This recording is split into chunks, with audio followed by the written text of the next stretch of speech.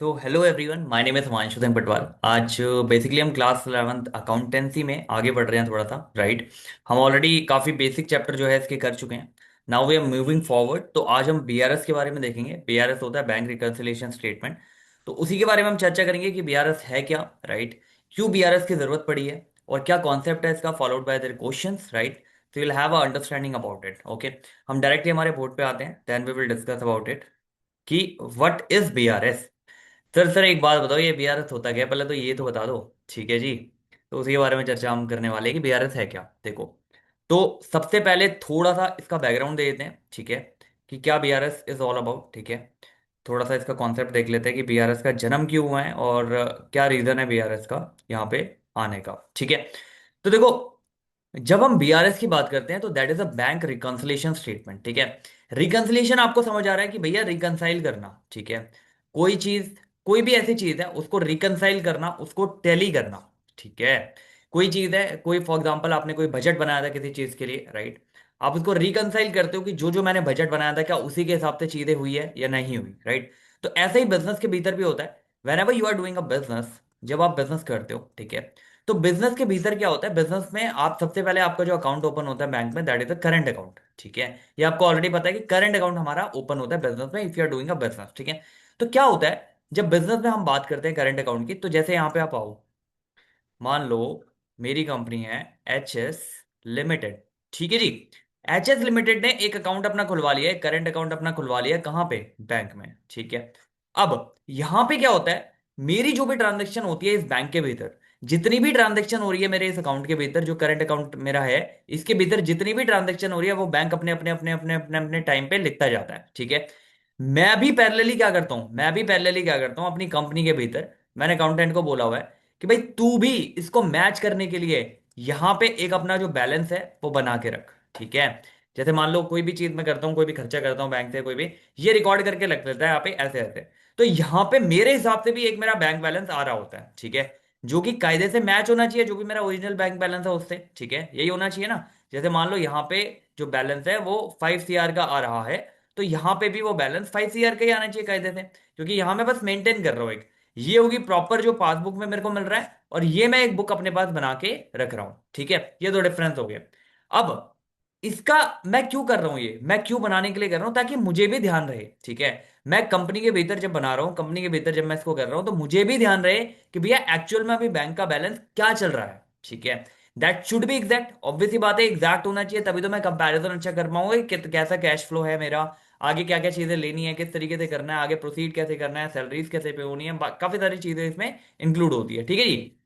अब कई बार आप देखोगे कि ये जो मेरा बैंक के साथ ये जो करंट अकाउंट खुला हुआ है, ठीक है, इसका जो पर्टिकुलर बैलेंस है और जो मैं यहां पे अपनी कंपनी के भीतर मेंटेन कर रहा हूं, बुक्स बना रहा हूं, ठीक है, इसका जो बैलेंस है वो मिसमैच होता है। ठीक है, द बैलेंस इज मिसमैच। ठीक है, अब इसके मिसमैच के रीजन कई सारे हो सकते हैं कि क्यों मिसमैच हो रहा है भैया। तो देखो, दो ही रीजन होते हैं तरीके से अगर बात करें।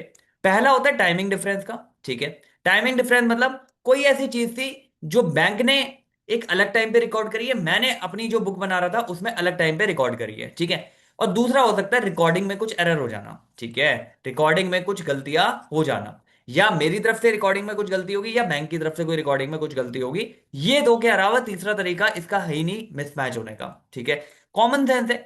कोई चीज मान लो यहां पे, कोई चीज मान लो मैं यहां पे मैंने आज के दिन कर दिया है, ठीक है, बट बैंक वही चीज क्या है कल के दिन कर रहा है, तो आ गया ना डिफरेंस दोनों के डेज में, राइट। या बैंक ने वो चीज आज कर दिया और मैं कल कर रहा हूं, तो आगे डिफरेंस। ठीक है, तो इसे बोलते हैं टाइमिंग डिफरेंस। लेकिन कोई चीज ऐसी थी जो एक्चुअल में होनी नहीं थी, बैंक ने गलती से चार्ज लगा दिया। ठीक है, ऐसा चार्ज लगा दिया जो एक्चुअल में मेरे अकाउंट से चार्ज होना ही नहीं था, तो ऑब्वियसली ये गलत करा है बैंक ने। ऐसे ही मैंने क्या करा, मैंने कुछ ऐसी चीज थी जो मान लो मैंने डिपॉजिट कर दी, कोई चेक डिपॉजिट किया, और मैंने बैंक था सेविंग अकाउंट, मैंने अपने सेविंग अकाउंट में वो बैंक चेक डिपॉजिट किया, गलती से मैंने क्या करा, करंट अकाउंट को बढ़ा दिया। आप समझ रहे हो बात? तो यहां पे मेरे एंड से गलती हो रही है, तो दो ही तरीके से गलती हो सकती है। पहली गलती नंबर एक क्या है, गलती नंबर एक ये है कि भैया टाइमिंग डिफरेंस हो रहा है दोनों के बीच। दूसरी गलती यही है कि मैंने जो है अमाउंट गलत रिकॉर्ड कर दिया, जो चीज इसमें आनी नहीं थी अकाउंट में वो मैंने कर दी। यहां तक बात समझ में आ रही है? अभी हम ये समझे कि गलती क्या हुई है। ठीक है, अभी हम ये समझे कि कितनी तरीके की गलती होती है बीआरएस में, एंड देन अकॉर्डिंगली हम इसको आगे प्रोसीड करते हैं। ठीक है, अब ध्यान से सुनना। अभी तक हमें समझ आ गया थोड़ा सा कॉन्सेप्ट बीआरएस का कि बीआरएस होता क्या है। अब ये है बैंक की बुक, ठीक है, मतलब ये जो पासबुक है, ठीक है, ये पासबुक दे रखी है, और ये जो मैं अपनी कंपनी के भीतर बुक्स बना रहा हूँ, ठीक है, इनके भी डिफरेंसेस हो सकते हैं, बिल्कुल हमने बात पढ़ी कि डिफरेंसेस दो वजह से हो सकते हैं। पहला क्या है कि भैया टाइमिंग डिफरेंस है, और दूसरा क्या है कि भैया एरर कर दिया, कुछ गलती गलती रिकॉर्ड कर दी, गलती से रिकॉर्ड कर दिया, ठीक है। तो इनको रिकंसाइल करने के लिए, ये जो डिफरेंसेस आ रहे हैं ना दोनों में, इनको रिकंसाइल करने के लिए, देखने के लिए कि कहां कहां पे क्या क्या गलती है, कहां कहां पे क्या क्या चीजें हुई है, उसको वापस से करेक्ट करके देन रिकंसाइल करके, जैसे अगर मैं अभी यहां पे हूं, इसमें ₹1,00,000 का बैलेंस आ रहा है और बैंक में मान लो 2 लाख का आ रहा है, तो रिकंसाइल करना कि भैया क्या डिफरेंसेस है, उसको ऐड लेस अकॉर्डिंगली करना, ताकि बैंक का बैलेंस मेरा अकॉर्डिंग निकल पाए। Are you getting my point? तो रिकंसिलिएशन स्टेटमेंट की इन शॉर्ट जरूरत क्यों पड़ी? जरूरत इसलिए पड़ी है कि भैया जो बैंक है अपनी एंट्री कर रहा है जिस हिसाब से कर रहा है, मैं जो हूं, मैंने अपनी बिजनेस की बुक्स बनाई हुई है, तो मेरा अकाउंटेंट जो है वो पर्टिकुलर एंट्री जो है करता जाता है, और उसके अकॉर्डिंग को जो डिफरेंस आता है ड्यू टू टाइमिंग या फिर कोई गलती हो गई है दोनों से मतलब किसी एक से, तो भी डिफरेंसेस आ जाएंगे, राइट। उसी डिफरेंसेस को वापस से रिकंसाइल करने के लिए, देखने के लिए कि हाँ भाई क्या क्या ट्रांजेक्शन हुई थी और क्या क्या ट्रांजेक्शन में मैंने क्या इंपैक्ट किया था, बैंक ने क्या इंपैक्ट किया था, उसको देखने के बाद देन अकॉर्डिंगली हम एक बैलेंस पे पहुंचते हैं जो कि करेक्ट बैलेंस बोला जाता है, उसी को हम रिकंसाइल करते हैं, ठीक है जी। अब ध्यान सुनो, अब इसको एक एग्जांपल से समझते हैं, ठीक है। आपने कोई ट्रिप बनाया अपना, ठीक है, आपने ट्रिप बनाया कि भैया मुझे ट्रिप बना, कहीं जाने का आपने बनाया कि दिल्ली से मान लो मुझे घूमने जाना है, ठीक है, उत्तराखंड फॉर एग्जाम्पल, ठीक है। तो आपने एक ट्रिप बनाया, ठीक है, आपने एक बजट बनाया अपने हिसाब से कि भैया मेरा ट्रैवल में इतना खर्चा लग जाएगा, फूड में इतना खर्चा लग जाएगा, वहां पे होटल्स वगैरह जो मैं लूंगा उसमें इतना खर्चा लग जाएगा, पर्टिकुलर पर्टिकुलर एक्चुअल जो खर्चा था, मतलब या जो आप कैश रिकॉर्ड करते जा रहे थे, there is some difference in that particular note. तो आप बोलोगे नहीं कि भैया मैंने बजट इतना बनाया था पर्टिकुलर, लेकिन एक्चुअल में जो हुआ है वो इतना हुआ है, या कोई ऐसा खर्चा हो गया जो एड ऑन हो गया। तो मैं दोनों को रिकंसाइल करने जब बैठूंगा तो मुझे पता लगा क्या क्या डिफरेंसेस थे, फिर उन डिफरेंसेस को करेक्ट करके देन अकॉर्डिंगली मैं इसको काम करूंगा। ये एक छोटा सा एग्जांपल दिया, राइट। इसी तरीके से बैंक में भी होता है। तो जैसे बैंक अपनी बुक बना रहा है और मैं अपनी खुद की बुक बना रहा हूँ कि बैंक का बैलेंस क्या होना चाहिए मेरे हिसाब से, ठीक है, जो जो मैं ट्रांजेक्शन करता जा रहा हूँ उनके बेसिस पे। तो कई बार ऐसा होता है कि कुछ डिफरेंसेस आ जाते हैं टाइमिंग की वजह से, या कई डिफरेंसेस ऐसे हो जाते हैं गलतियों की वजह से, ठीक है। अब ध्यान से सुनना, मोटे मोटे तौर पे डिफरेंसेस आते कहाँ हैं, ठीक है। अब ध्यान सुनना, देखो, सबसे पहले हम बात करते हैं कि मान लो, ठीक है, यहां पे मैं अपनी कंपनी की बुक बना रहा हूं और ये बैंक की बुक है, ठीक है। ये बैंक अपनी जो पासबुक बनाता है वो है, ठीक है। तो ये मेरी कंपनी के भीतर चल रही है, ये बैंक के भीतर चल रही है, ठीक है। मान लो मैंने कोई चेक जो था वो डिपॉजिट कर दिया, ठीक है। तो मैं यहाँ पे जो अपना कैश बुक बना रहा हूँ, जो बैलेंस मेरे हिसाब से बैंक का होना चाहिए, चेक डिपॉजिट करते ही मैं क्या कर दूंगा, इसको ऐड ऑन कर दूंगा, बढ़ा दूंगा। मान लो मेरा ₹1,00,000 का बैलेंस था पहले, ठीक है, 50,000 का चेक डिपॉजिट हुआ, तो मैं इसको ₹1,50,000 कर दूंगा। लेकिन ये चेक प्रेजेंट ही नहीं हुआ, या ये चेक क्लियर्ड ही नहीं हुआ। आप समझ रहे हो? ये चेक जो है डिपॉजिट तो कर दिया, लेकिन बैंक ने क्लियर्ड ही नहीं करा अभी। तो बैंक का बैलेंस मान लो मान लेते 1 ही लाख था। बैंक का बैलेंस जो 1 लाख है, क्या बैंक ने बढ़ाया है अभी ये बैलेंस? नहीं बढ़ाया, लेकिन मैंने ऑलरेडी बढ़ा दिया है, ठीक है जी। जिसकी वजह से मुझे शो हो रहा है बैंक में भैया ₹1,50,000 का बैलेंस होना चाहिए, लेकिन एक्चुअल में कितना बैलेंस है? ₹1,00,000 का। तो डिफरेंस आ गया, आपको समझ आ रही है? तो ये मैं रिकंसाइल करूंगा। या फिर मैंने कोई चेक इशू कर दिया, ठीक है, किसी के नाम पे मैंने चेक इशू कर दिया। अब मैंने क्या करा होगा, इस 1,50,000 में से पर्टिकुलरली मान लो मैंने 15,000 का चेक इशू कर दिया, तो मैंने तो यहां पे क्या कर दिया होगा, मैंने यहां पे लेस कर दिया होगा कि मेरी जो बैलेंस बच गया 135 हो गया। लेकिन बैंक में वो चेक प्रेजेंट ही नहीं हुआ अभी, ठीक है। बैंक में वो चेक प्रेजेंट ही नहीं हुआ, या प्रेजेंट हो गया क्लियर नहीं हुआ, कोई भी रीजन हो, तो बैंक ने तो यहां पे कोई एंट्री करी ही नहीं।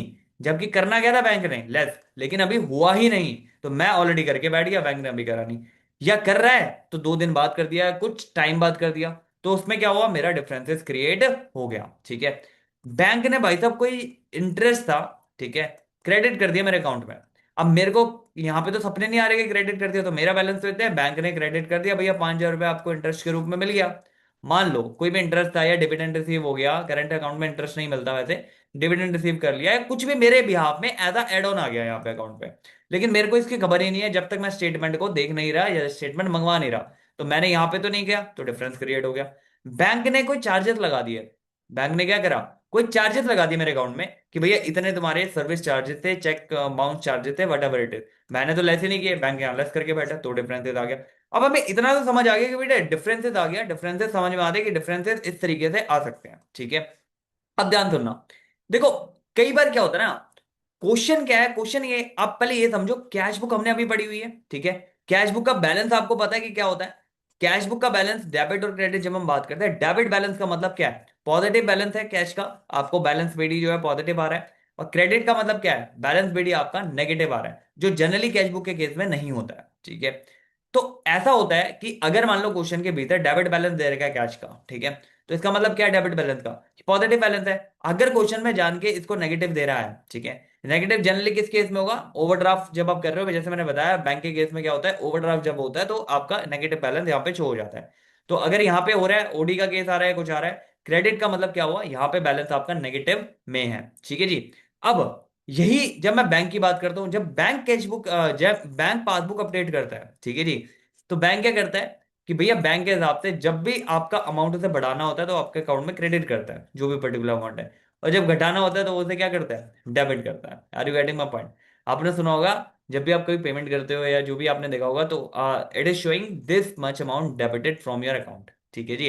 तो इसमें क्या होता है, इसमें बेसिकली तो यहाँ पे पासबुक क्या फॉलो कर रहा है कि भैया जब आपका बैलेंस मैं बढ़ाऊंगा तो उसे मैं करूंगा क्रेडिट, और जब मैं घटाऊंगा तो उसे क्या करूंगा, डेबिट, ठीक है जी। इसका मतलब क्या हुआ, बैंक के पॉइंट ऑफ व्यू सोचो कि ये पासबुक ऐसा क्यों कर रहा है। बैंक के पॉइंट ऑफ व्यू जब आप देखोगे जितना भी पैसा आपने रखा है तो बैंक के लिए क्या है, लायबिलिटी है भैया, बैंक को वापस करना है, तो that's why it is showing in a credit, ठीक है। और जब ये क्रेडिट जितना कम होता रहता है उसके हिसाब से वो डेबिट करता रहता है, खत्म बात, ठीक है। यहां तक आपको बात समझ में आ रही है क्या हो रही है।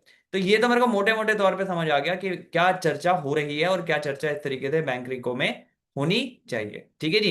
अभी मेरे को मोटे मोटे तौर पे समझ आ गया भैया बैंक रिकंसिलिएशन स्टेटमेंट होता क्या है। आगे बढ़ते हैं हम थोड़ा सा इसमें, ठीक है। अब ध्यान सुनना, देखो अब जब मैं इस रिको को बना रहा हूं, ठीक है, जब मैं रिकंसिलिएशन स्टेटमेंट बना रहा हूं तो ध्यान सुनना, दो केसेस हो सकते हैं, केसेस सुन लो पहले क्या कह रहा है। दो तीन चार जो भी केसेस है वो एक एक करके बता देता हूं। दो केसेस हो सकते हैं, पहला केस कहता है भैया मुझे कैश का बैलेंस दे रखा है कि मेरी बुक के हिसाब से मेरा बैलेंस इतना आ रहा है, ठीक है, और कुछ ट्रांजेक्शन दी होगी कि ये ट्रांजेक्शन भीतर में हो रही है, ठीक है, आप बताओ कि पासबुक का बैलेंस कितना होना चाहिए, ठीक है जी। या दूसरा केस हो सकता है, पासबुक का बैलेंस ओपनिंग में दे रखा है और कुछ ट्रांजेक्शन दे रखी है, आपसे पूछा है कैश बुक का बैलेंस कितना होना चाहिए, ठीक है। यही दो रीजन होंगे बनने के। तीसरा रीजन ये हो सकता है, इसी की एक्सटेंशन फॉर्म है, इसी की एक्सटेंशन क्या है, यहां पे आपके बैलेंसेस भी दो तरीके के हो सकते हैं जैसे मैंने ऊपर डिस्कस किया, एक पॉजिटिव बैलेंस हो सकता है और एक नेगेटिव बैलेंस हो सकता है। पॉजिटिव का मतलब क्या है कि कैश का डेबिट बैलेंस है, पॉजिटिव का मतलब क्या है, अगर पासबुक का पॉजिटिव बैलेंस है तो क्या बोलूंगा कि पासबुक का क्रेडिट बैलेंस है। ऐसे ही नेगेटिव का मतलब क्या है, अगर कैश बुक का क्रेडिट बैलेंस आ रहा हो और पासबुक का डेबिट बैलेंस आ रहा हो तो ये आपका क्या हो गया, ये आपका नेगेटिव हो गया, ठीक है। इनिशियल पॉइंट में जिससे भी स्टार्ट कर रहे हो आप, राइट, जो भी आपका इनिशियल पॉइंट है उसको बेस लेके ट्रांजेक्शन देखनी है, ठीक है। मान लो कैश का आपको बैलेंस दे रखा है ओपनिंग में कि भैया बैलेंस एज पर कैश बुक दे रखा है, तो सारी ट्रांजेक्शन इसको बेस लेके करोगे। अगर बैलेंस एज पर पासबुक दे रखा है तो सारी ट्रांजेक्शन इसको बेस लेके करोगे, ठीक है। जो होना चाहिए था लेस उसको अकॉर्डिंगली लेस कर दोगे। देखो हमें क्या करना है, हमें यहाँ पे ये नहीं करना कौन सही कौन गलत, हमें ये करना है अगर मैं कैश बुक से लेके चल रहा हूँ, कैश बुक से इनिशियल अपनी शुरुआत कर रहा हूँ, तो मुझे ये देख लेना है कि भैया बैंक के पॉइंट ऑफ व्यू, मतलब कैश में जो जो चीजें मैंने लेस या एड ऑन करी है, लेस या एड ऑन कर दी है, लेकिन पासबुक में वो चीज नहीं है तो उसको रिवर्स कर दूंगा। ऐसे ही जब मैं पासबुक उठा के चल रहा हूं तो मैं देखूंगा भैया कैश बुक के रिस्पेक्ट में कि मैंने जितनी भी चीजें ऐड या लेस कर दिया बैंक एज अ बैंक के पॉइंट ऑफ व्यू, बैंक की पासबुक में अगर मेरे को कैश बुक के बैलेंस तक पहुंचना है तो मैं उसको रिवर्स कर दूंगा, ठीक है। रिवर्स का गेम चल रहा है सीधा सीधा यहाँ पे, ठीक है। तो केसेस करते हैं, क्वेश्चन के थ्रू मैं एक एक चीज आपको डिटेल में समझा रहा हूँ कि क्या चीज होगी क्या चीज नहीं होगी उसके हिसाब से। तो देखो एक क्वेश्चन करते हैं सीधा सीधा, तो आपको एक समझ आएगी, क्लैरिटी आएगी कि क्या चीज इसमें हो रही है, ठीक है जी। अब ध्यान सुनना, कहता मैसेज शर्मा ट्रेडर है, प्रिपेयर करो एक बैंक रिको, ठीक है, स्टेटमेंट एज ऑन 31 मार्च 2026 को, ठीक है। बैलेंस दे रखा है बैंक का बैलेंस एज पर कैश बुक, ठीक है, ध्यान सुनना।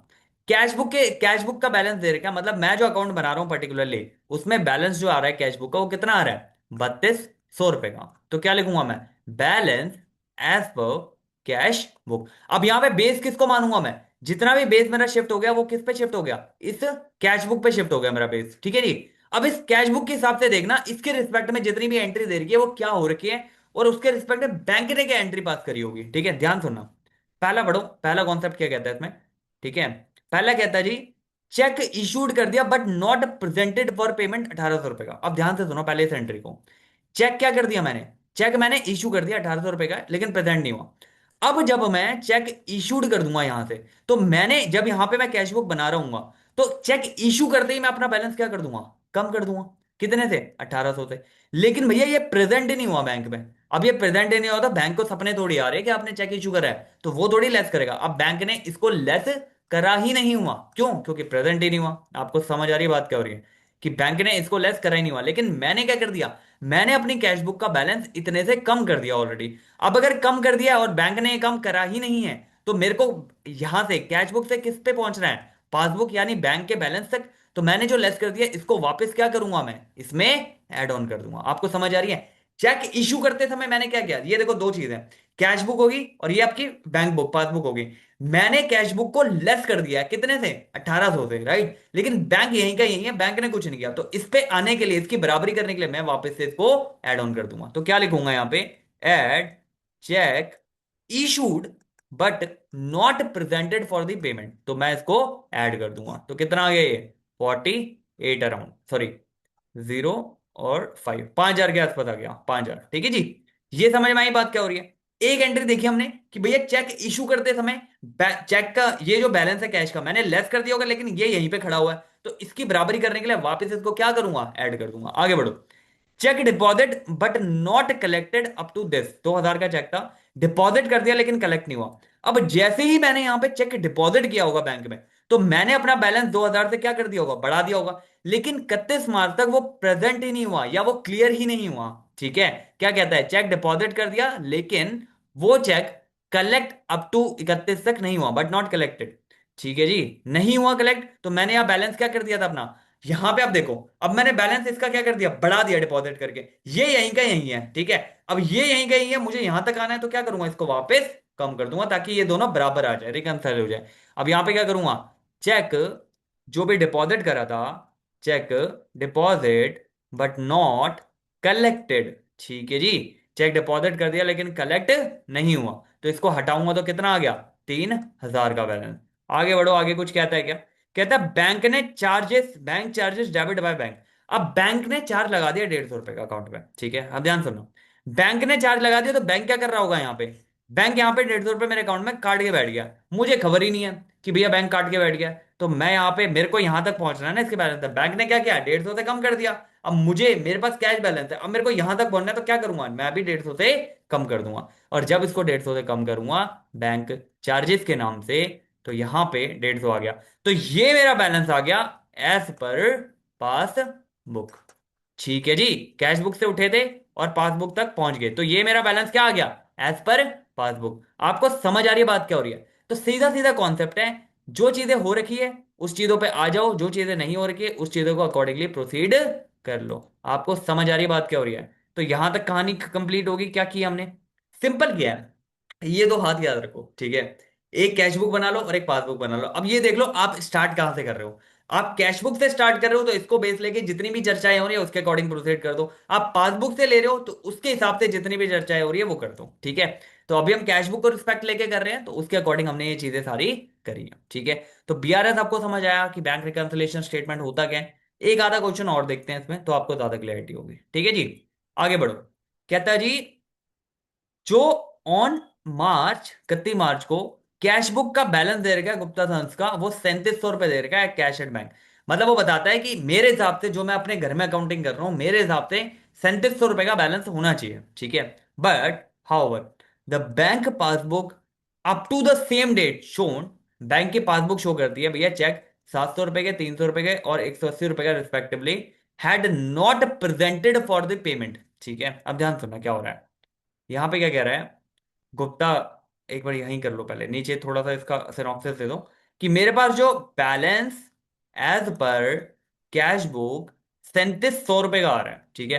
कहता बैंक की पासबुक है made up to the same date यानी 31 तक, शो कर रही है चेक 300 रुपए का, 300, 700, 300 और 180, टोटल 1180 रुपए का respectively, not presented for payment. मतलब क्या हुआ इसका, मतलब ये हुआ कि मैंने यहां पे क्या करा होगा, ये जो 3 चेक थे मैंने क्या कर दिया, ये इशू कर दिया अपने एंड से। जब मैंने ये 3 चेक इशू कर दिए होंगे तो मैं क्या करूंगा, इन 3 चेक को इशू करते ही मैंने अपनी कैश बुक क्या कर ली होगी भाई साहब, मैंने अपनी कैश बुक कम कर ली होगी।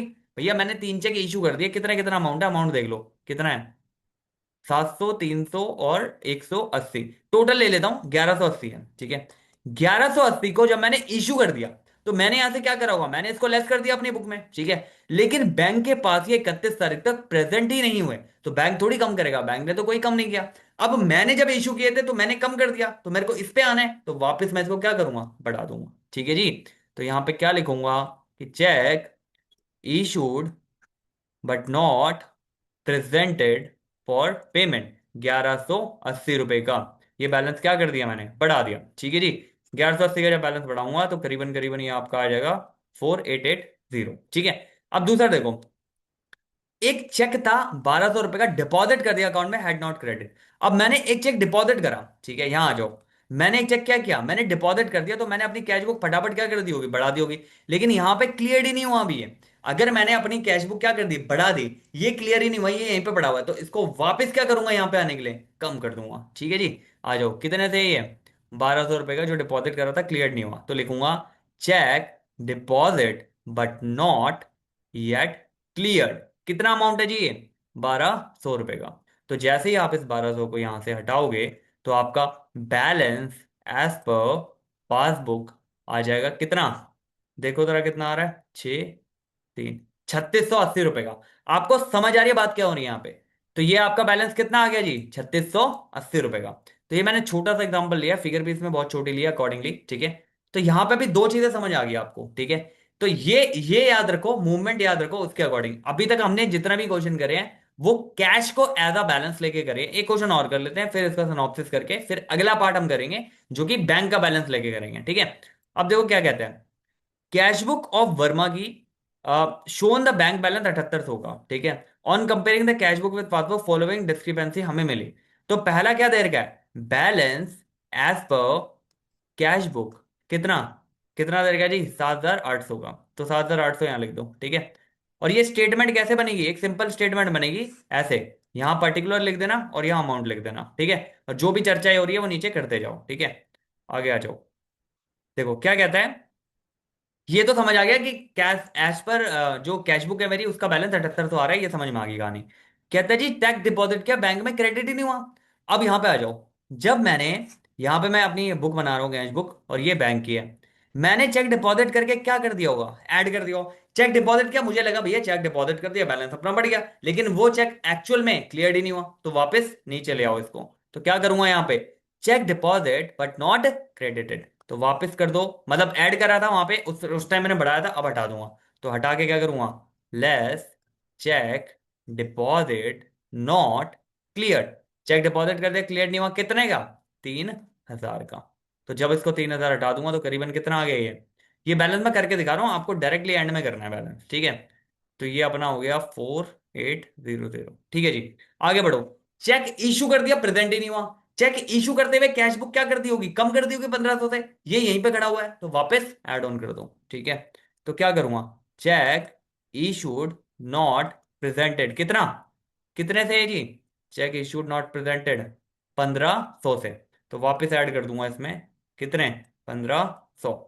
क्या आ गया ये, 00356 6300। अगला पढ़ो, अगला क्या कह रहा है, insurance premium paid directly by bank. अब बैंक ने क्या किया, इंश्योरेंस प्रीमियम था 2000 का, वो पेड कर दिया डायरेक्टली, तो इसने कम कर दिया, मैं यहीं खड़ा हुआ हूं तो इसको भी कम कर दूंगा। तो क्या करूंगा, less insurance premium paid by bank, कितने का, 2000 से, 2000 ही था ना, 2000, ठीक है। आगे आ जाओ, इसको हटा दिया तो 63 और 4300 आ गया, ठीक है। अब कहता बैंक ने इंटरेस्ट क्रेडिट कर दिया जी, बैंक में 400 रुपए का, तो बैंक ने इंटरेस्ट क्रेडिट कर दिया, तो उसने बढ़ा दिया, मैं यहीं खड़ा हूं तो इसको भी मैं क्या करूंगा, बढ़ा दूंगा, ठीक है। तो इंटरेस्ट, बैंक इंटरेस्ट क्रेडिटेड 400 रुपए से, कितना आ गया, 4700 रुपए, ठीक है। आगे बढ़ो, आगे क्या कहते हैं, बैंक ने चार्ज लगा दिया, डेबिट कर दिया कितना, 100 रुपया। तो मैं भी क्या करूंगा भैया, बैंक ने चार्ज लगा कम कर दिया, तू भी कम कर दे, कितना, बैंक चार्जेस 100 रुपया, ठीक है जी।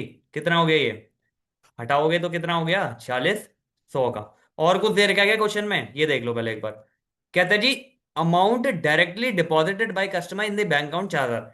अब अमाउंट क्या था, पर्टिकुलर कस्टमर ने डायरेक्टली डिपॉजिट कर दिया बैंक अकाउंट में, तो बैंक ने इसको बढ़ा दिया 4 से। अब मेरा कैश बुक यहीं पड़ा हुआ है, तो इसको भी मैं क्या करूंगा, वापस बढ़ा दूंगा। कितना हो जाएगा ये, बेइंग, ऐड करो, cheque directly deposit by customer to bank, 4,000 का। तो कितना आ गया जी, 8600। Balance as per passbook. आपको समझ में आ रही बात क्या हो रही है? तो ये अभी तक मोटे मोटे तौर पे मैंने क्या किया, अभी तक मैंने मोटे मोटे तौर पे जो कैश का बैलेंस है वो लेके दिखाया है, ठीक है।